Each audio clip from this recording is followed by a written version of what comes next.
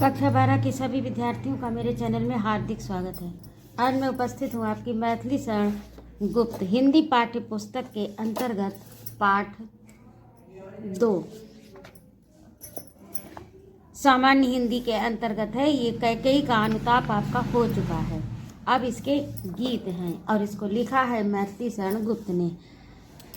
मैथिली शरण गुप्त विरचित साकेत महाकाव्य के 9वें सर्ग से अवतरित इस गीत में वन को गए लक्ष्मण की पत्नी उर्मिला की विरह व्यथा की मार्मिक अभिव्यक्ति हुई है और वह पतझड़ को संकेत कर कहती है कि वह वन प्रांतर में ना जाए वरन उसके पास आए और उसका जीवन, क्योंकि उसका जीवन भी अपने प्रियतम से अलग रहने पर पतझड़ जैसा ही है। तो यहाँ पर उर्मिला के पातिव्रत धर्म और दाम्पत्य प्रेम का सुंदर चित्रण है। तो आइए बिना विलंब किए पाठ प्रारंभ करें। पहला है निरख सखी ये खंजन आए। निरख माने देखो। उर्मिला जो है वो अपनी सखियों से कहती है कि देखो सखी ये खंजन आए। खंजन एक पक्षी होता है और वह शरद ऋतु में ही आता है, यानी वर्षा के उपरांत आता है और उसकी विशेषता ये होती है कि उसकी आंखें बहुत सुंदर होती हैं। इसीलिए कहा है कि निरख सखी ये खंजन आए। देखो सखी ये खंजन पक्षी आ गए।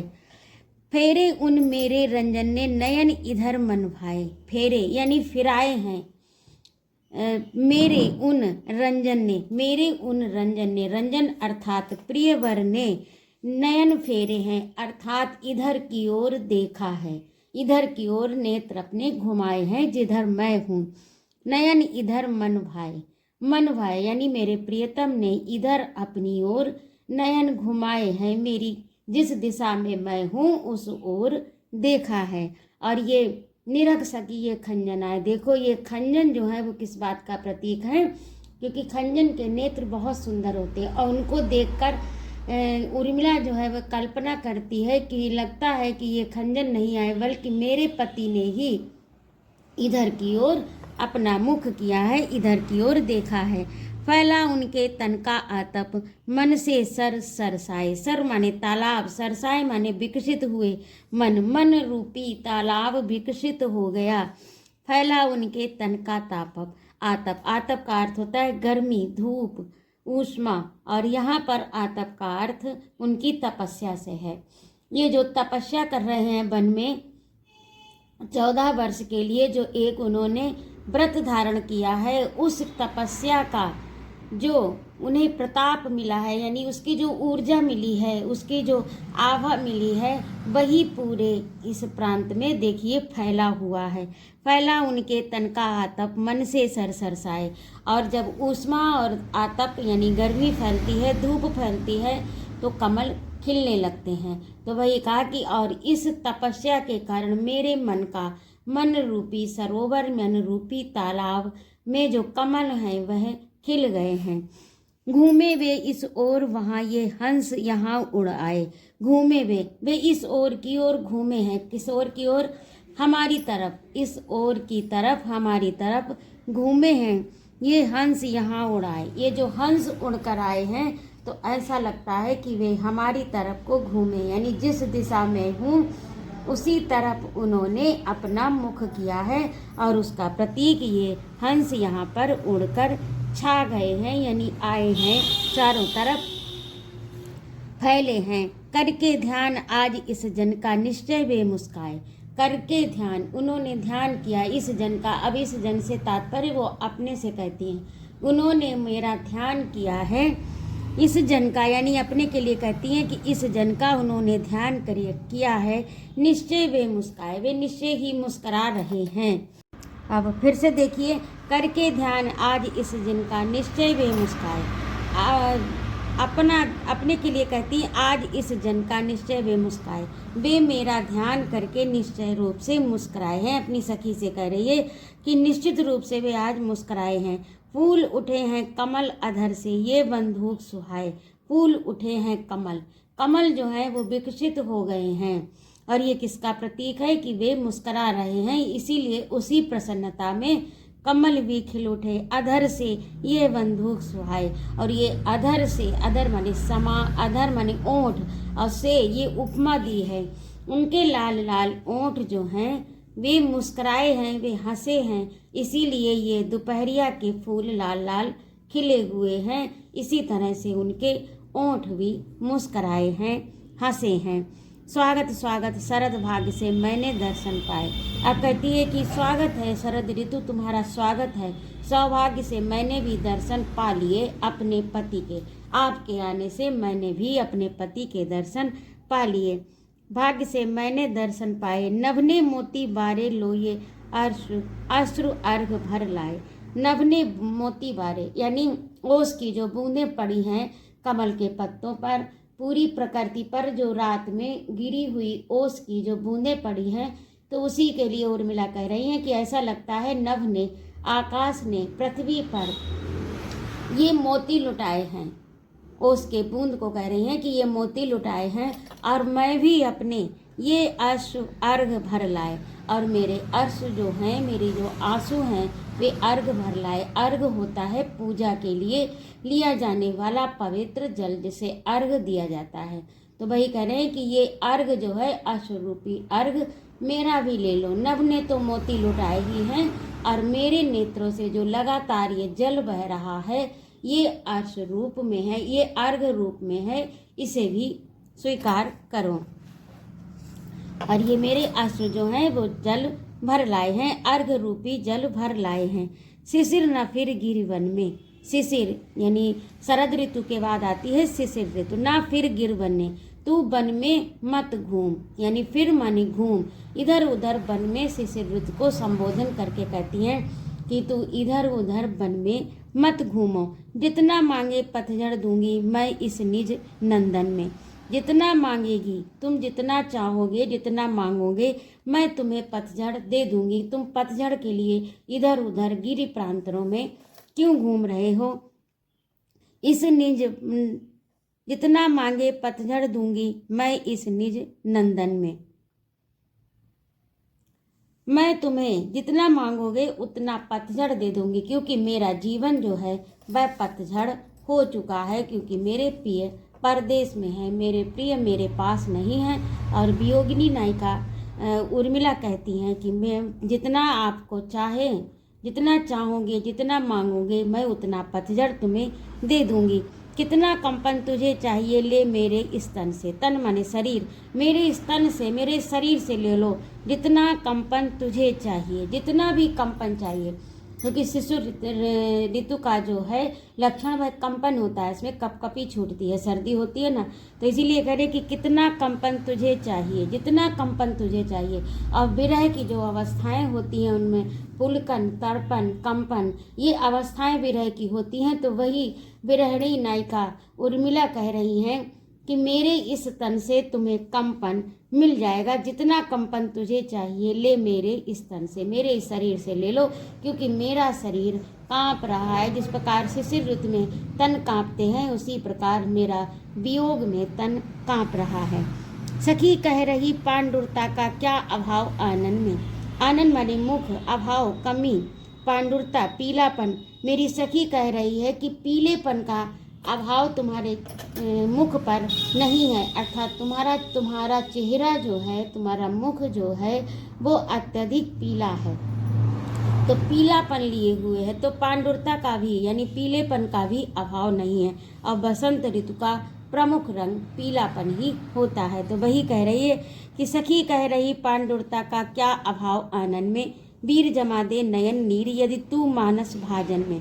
वीर माने भाई, जमा दे नयन नीर, यदि मेरे नेत्रों का नीर, मानस भाजन मन रूपी बर्तन में तू यदि मेरे नैनों का नीर जमा दे, तो मोती सा मैं अकिंचना। अकिंचना माने जिसके पास कुछ भी नहीं है, क्योंकि जब प्रियवर नहीं है तो उसके पास जो कुछ भी है वह भी उसके लिए कोई मायने नहीं रखता, उसका कोई मूल्य नहीं है। क्योंकि स्त्री के लिए सबसे प्रमुख, सबसे बहुमूल्य, सबसे मूल्यवान वस्तु जो है वह पति ही होता है। तो वही कह रहे कि वीर जमा दे नयन नीर यदि तू मानस भाजन में, यदि तू मेरे मन रूपी बर्तन में इस नीर को जमा दे, तो मोती सा मैं अकिंचना। तो मैं अकिंचन यानी मेरे पास कुछ भी नहीं है, तो मैं मोती के समान उसको मन में संभाल के रख लूँगी। यदि मेरे ये नयन का नीर जम जाए और मोती बन जाए, जिस प्रकार सीप के मुख में जाने पर जल मोती का रूप धारण कर लेता है, उसी प्रकार मेरे यह जो नयन नीर है ये मन में जाकर जम जाए, अर्थात मोती का रूप धारण कर ले, तो मैं इसे सहेज कर अपने मन में रख लूँगी। हंसी गई रो भी न सकूँ मेरी हंसी चली गई और मैं रो भी नहीं सकती अपने इस जीवन में, मैं अपने इस जीवन में रो भी नहीं सकती।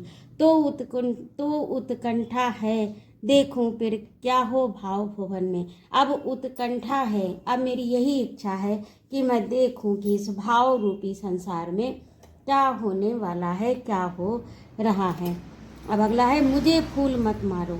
अब ये मदन यानी कामदेव को संबोधित करके कह रही हैं, क्योंकि कामदेव के हाथों में फूल का धनुष बाण होता है और वह फूल से ही तीर चलाते हैं। फूल के धनुष बाण उनके हाथ में होते, तो उसी से वह शिकार करते हैं। तो वही करे, मुझे फूल मत मारो, मैं अबला बाला वियोगिनी। एक तो मैं अबला हूँ, स्त्री हूँ, बल से रहित हूँ, क्योंकि इस समय मैं वियोग में हूँ, इसलिए मेरे पास ऊर्जा और शक्ति नहीं है। वाला हूँ यानी युवती हूँ, और दूसरे वियोगिनी हूँ, यानी 3 विशेषण अपने को दिए हैं। एक तो मैं अबला हूँ, दूसरे में बाला युवती हूँ, तीसरे में वियोगिनी हूँ। कुछ तो दया विचारो, कुछ तो मेरे ऊपर दया करो, क्योंकि मैं युवती भी हूँ और बाला भी हूँ और अंत में युवती हूँ, वियोगिनी हूँ और अबला हूँ, क्योंकि मेरे पास शक्ति नहीं है। तो कुछ तो मेरे ऊपर दया करो। मुझे इस प्रकार के फूल का धनुष बाण जो संधान कर रहे हो, जो वह संधान, फूल का संधान मेरे ऊपर मत करो। होकर मधु के मीत मदन पटु, तुम कटु गरल न धारो। होकर तुम मधु मने वसंत के मीत मदन, मदन मने कामदेव, तुम वसंत के मित्र हो। तुम कटु गरल न गारो, तुम जो है कड़वा, गरल मने विष न डालो मेरे ऊपर। तुम तो बसंत के, बसंत जो कोमल वर्षा का करने वाला, अमृत वर्षा का, मधु वर्षा का करने वाली ऋतु है, और उस बसंत के तुम प्रिय मित्र हो। तो इस प्रकार से जब तुम इतने प्रिय अमृत वर्षा करने वाली बसंत ऋतु के तुम मित्र हो, तो फिर इस प्रकार से ये कड़वा जहर मेरे ऊपर मत गिराओ। तुम्हें विकलता, मुझे विकलता, तुम्हें विफलता। मुझे इससे क्या होगा, व्याकुलता होगी, और तुम्हें क्या होगा, विफलता होगी। तुम सफल नहीं हो पाओगे।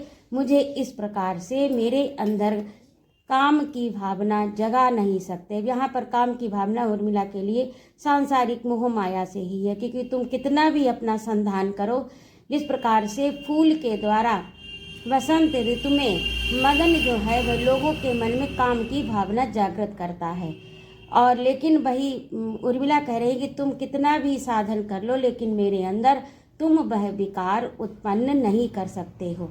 मुझे विकलता, तुम्हें विफलता। उससे क्या होगा, जब तुम ये करोगे तो मुझे व्याकुलता होगी और तुम्हें विफलता होगी, क्योंकि व्याकुलता मुझे अवश्य हो, क्योंकि मैं किसी भी मर्यादा का उल्लंघन नहीं कर सकती। तो तुम्हें विफलता होगी। तुम जिस उद्देश्य से मेरे साथ ये फूल का संधान करोगे वह तुमको प्राप्त नहीं होगा, तुम्हें उसका लक्ष्य प्राप्त नहीं होगा।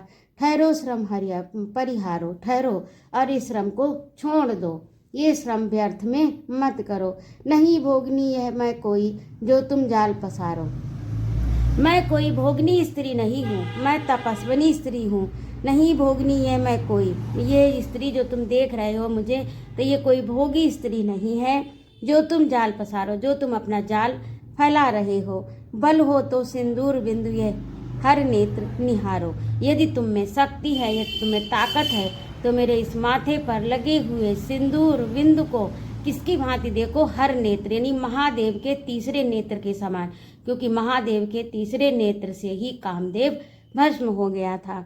तो ये जो मेरा सिंदूर है इसे तुम तीसरी आंख समझो। रूप दर्प कंदर्प, कंदर्प माने कामदेव। यदि महाकामदेव तुम्हें रूप का घमंड है, अभिमान है, तो मेरे पति पर वारो। तो ये अपना जो रूप है वह मेरे पति पर निछावर कर दो। लो ये मेरी चरण धूलि उस रति के सिर पर धारो, और मेरी ये चरण की धूल ले लो, मेरे पद की रज ले लो, और अपनी पत्नी रति के ऊपर उसे न्यौछावर कर दो।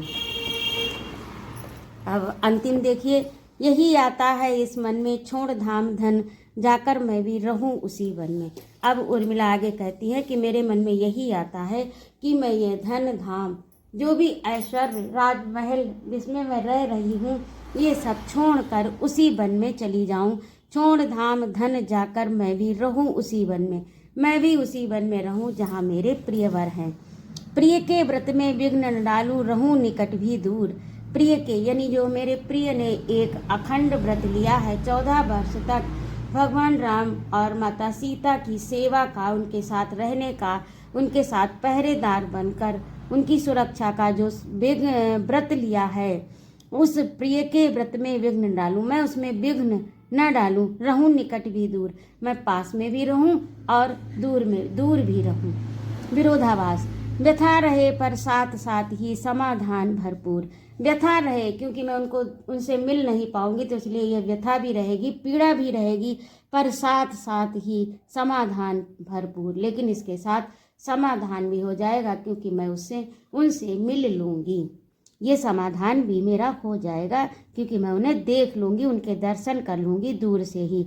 हर्ष डूबा हो रोदन में, यही आता है इस मन में। हर्ष यानी जो उनके मिलने के, जो उनके देखने की, उनके दर्शन करने की जो खुशी है, रोदन में, डूबा हो रोदन में, और ये जो एक तरफ से वियोग है उसमें हर्ष डूब जाए, अर्थात रोदन में हर्ष डूबा हो, यही आता है इस मन में। अब यही इस मन में आता है। बीच बीच में उन्हें देख लूं मैं झुरमुटकी ओट, और जब वे निकल जाएं तब लेटूं उसी धूल में लोट। बीच बीच में यानी जब वे अपना कार्य कर रहे हों, जब वे अपने व्रत का निर्वहन कर रहे हों, उसमें बीच बीच में मैं झुरमुट की किसी झाड़ झंकार की ओट से खड़ी होकर देख लूं कि ओट माने छिप कर, ओट माने आड़, उसकी आड़ में, उसकी ओट में छिप कर देख लूं। जब वे निकल जाएं तब लेटूं, और जब वे उस पथ से निकल जाएं तब मैं उसी धूल में लौट जाऊं, मैं उसी धूल में यानी उनके पद रज को अपने शरीर पर लपेट लूं। रहे रत वे निज साधन में, वे रत माने लगे रहें अपने साधन में, वे अपनी साधना में लगे रहें, यही आता है इस मन में। मेरे मन में यही आता है कि वे अपनी साधना में लगे रहें और मैं इस तरह से उनका सामीप्य प्राप्त कर लूं। जाती जाती गाती गाती कह जाऊं ये बात। अब मैं जाती जाते यानी जाते जाते एक बात कहना चाहती हूँ। कहा जाता है ना कि जाती जाती गाती गाती, यह मैं गीत गाते गाते कह जाऊं ये बात, ये मैं बात कहे जाती हूँ कि धन के पीछे जन जगती में उचित नहीं उत्पात। हे मनुष्य, अब ये शिक्षा देती है मनुष्य को कि धन के पीछे, वैभव के पीछे, सांसारिक वैभव के पीछे उत्पात मचाना अच्छा नहीं है, उचित नहीं उत्पात। ये इस तरह से संग्राम करना, उत्पात मचाना, कलह कलेश करना, लड़ाई झगड़ा करना उचित नहीं है। सांसारिक वैभव के पीछे प्रेम की ही जय जीवन में, यहाँ पर मिसप्रिंट है, प्रेम की ही जय जीवन में, यानी प्रेम जो है वही अंत में विजयी होता है, उसी की जय होती है जीवन में, और वही शाश्वत सत्य है। सांसारिक भोग जो भी साधन है वह सब क्षणिक हैं। इसके लिए जगती पर, पृथ्वी पर, विश्व में, संसार में उत्पात लोगों को नहीं करना चाहिए, लड़ाई झगड़े नहीं करने चाहिए, यही आता है इस मन में। अब मेरे मन में यही आता है।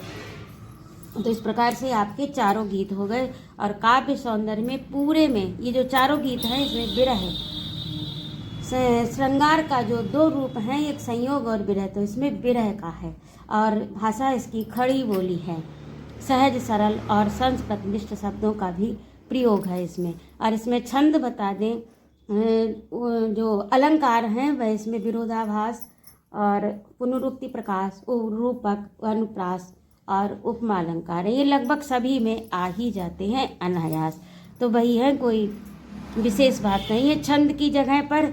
अब ये छंद का पहले तो ये गे पद ही है क्योंकि ये गाया जा सकता है और ऊपर गीत भी लिखा है, लेकिन अगर छंद विधान की दृष्टि से देखें, क्योंकि अब आप कक्षा 12 के विद्यार्थी हैं तो आपको छंद का भी थोड़ा सा ज्ञान होना चाहिए। तो ये सरसी छंद में है। सरसी छंद का विधान होता है 16 और 11। तो देखिए 11 मात्राएं यहाँ पर होती हैं, 3 3 6 2 8 और 4 12 2 14 2 16।